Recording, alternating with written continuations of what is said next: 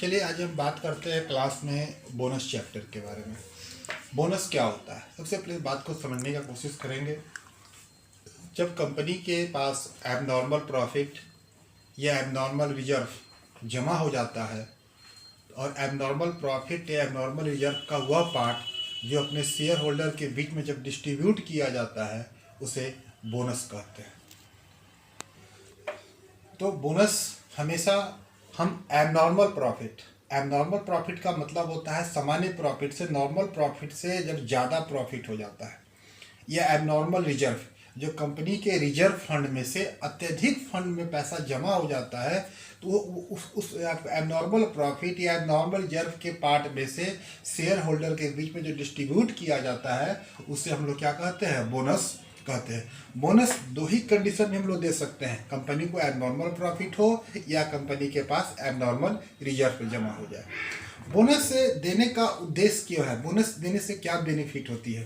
कहता है कि यह कंपनी के पूंजी आधार को विस्तृत करने का सरल विधि है। मतलब कह सकते हैं बोनस जब दिया जाता है इससे कैपिटलाइजेशन की तरफ हमारा पूंजी में वृद्धि हो जाती है, कंपनी की प्रतिष्ठा भी बढ़ती है, शेयर होल्डरों को कंपनी के प्रति उनका विश्वास साख भी बढ़ जाता है।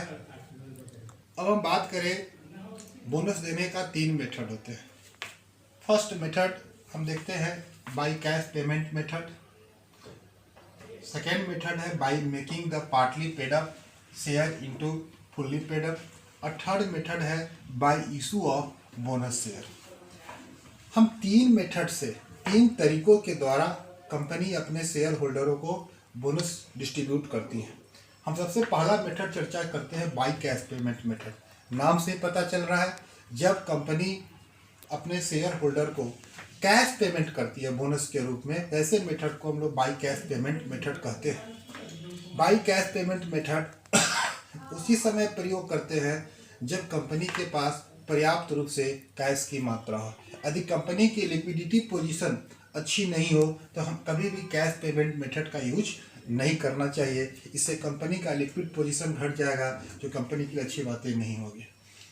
दूसरा मेथड नामी है by making the partly paid up share into the fully paid up. जो share holder partly paid up किए हों, मतलब पूरा पेमेंट नहीं किए हों, वैसे शेयर को फुली पेड अप के रूप में कन्वर्ट कर देना, ऐसे शेयर को हम लोग, ऐसे मेथड को हम लोग कहते हैं bye making the partly paid up share into the fully paid up. Method को हम लोग एक एग्जांपल के द्वारा समझने का प्रयास करते हैं। सपोज दैट कि कंपनी के पास 10,000 इक्विटी शेयर था, रेट ऑफ 10 ईच था, बट शेयर होल्डर के द्वारा पेड अप 8 रुपये ही किया गया है।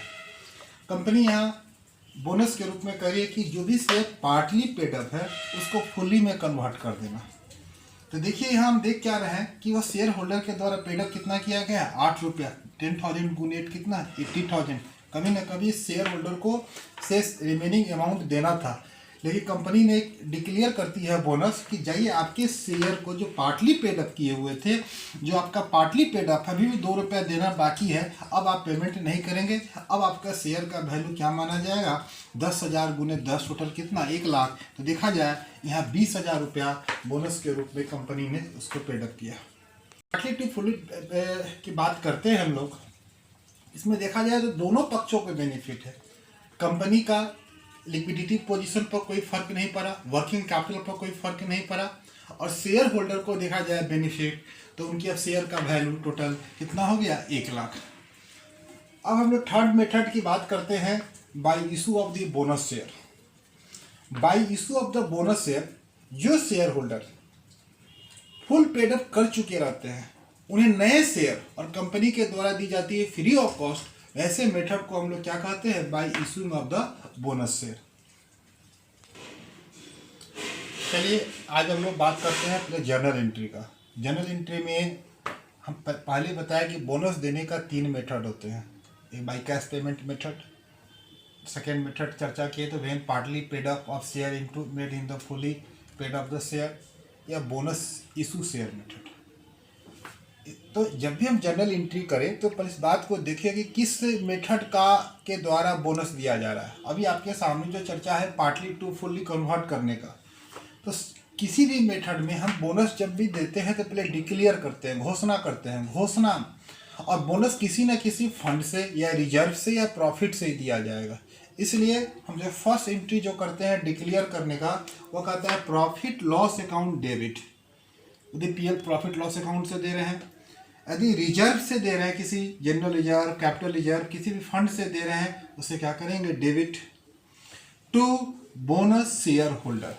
एंट्री को भी समझे ये क्यों डेबिट हुआ, क्योंकि प्रॉफिट एंड लॉस, रिजर्व, इन सभी का अकाउंट का बैलेंस हमेशा क्रेडिट होता है। और जब इस फंड से देंगे तो अमाउंट घटेगा, बैलेंस घटेगा। किसी भी इनकम या रिजर्व का जब बैलेंस घटता है तो उसे अकॉर्डिंग टू रूल हम लोग डेबिट करते हैं। इसीलिए आपका एंट्री हो गया है profit and loss account debit, any reserve account debit to bonus shareholder. मतलब न्यू लायबिलिटी हमारे लिए क्या बन गया, बोनस शेयर होल्डर। तो जब लायबिलिटी नया बढ़ता है उसे क्या करते हैं, क्रेडिट। फर्स्ट क्लियर हो गया। यह एंट्री तीनों मेथड में हम यूज करेंगे। नंबर 2, हम पढ़ रहे हैं पार्टली से फुल्ली, मतलब पार्टली उसके यहाँ शेयर होल्डर के यहाँ लास्ट पेमेंट बाकी है, तो पहले उसको ड्यू का एंट्री करते हैं। तो ड्यू एंट्री करते समय देखिए, share final call account debit to हमारा क्या होता है, शेयर कैपिटल। ये कंपनी के लिए डेटर है, डेटर जब भी इंक्रीज होता है उससे डेबिट करते हैं, और कैपिटल बढ़ेगा, लायबिलिटी बढ़ता है तो क्या करते हैं, क्रेडिट करते हैं। थर्ड, अब उसको कन्वर्ट कर रहे हैं, अप्लाई कर रहे हैं, तो हम देखिए फर्स्ट एंट्री में लायबिलिटी हमारा क्या बढ़ाए हुए थे, बोनस शेयर होल्डर। अब वो लायबिलिटी समाप्त हो जाएगा, bonus shareholder account debit, और ये अब डेटर नहीं रह गया, इसीलिए एंट्री आपका क्या हो गया, to share final call account debit. बच्चों, जब ये पार्टली से फुल्ली करेंगे वहाँ 3 एंट्री हमको देखने का मौका मिलेगा।